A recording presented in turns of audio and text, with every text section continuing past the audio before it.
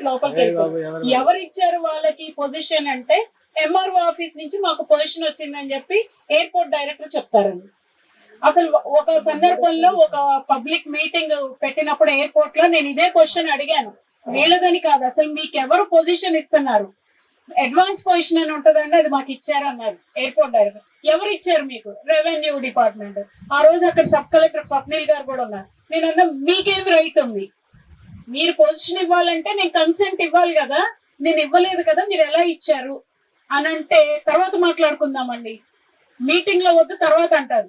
ఆ తర్వాతకి అర్థం ఏంటనేది ఇంకా జగమెరిగిన సత్యం. మన సాంబశివరావు గారు వీళ్ళందరూ ఉన్నారు, దాదాపు ఆ రోజు 20 మంది ఉన్నాం.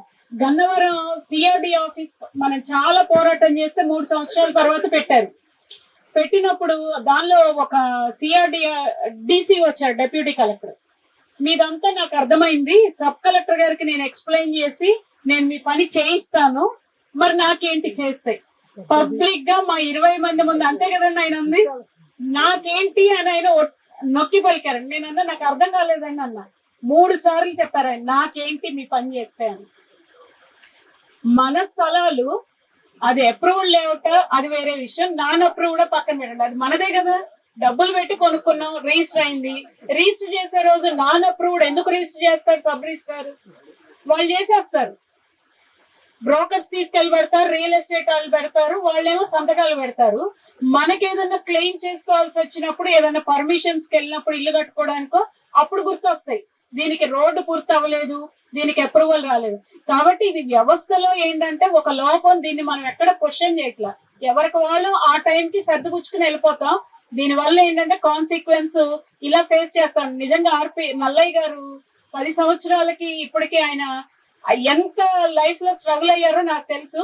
మొదట్లో ఆయనతో పాటు నేను చాలా మందిని సబ్ కలెక్టర్ ఆఫీస్ లో చూసేదాన్ని, 20-30 మంది వచ్చినట్టు వచ్చారు, గ్రాడ్యువల్ గా తగ్గిపోయారు. అసలు ఎవరు ఎక్కడ ఉన్నారో తెలియదు, వీళ్ళు 6 మాత్రమే ఉన్నారు. ఏంటంటే మరి వాళ్ళకి అర్థమైపోయింది, వీళ్ళని మభ్య పెట్టి ఆఫీస్ చుట్టూ మీది అప్రూవల్ లేదంటే తిప్పుతున్నారు.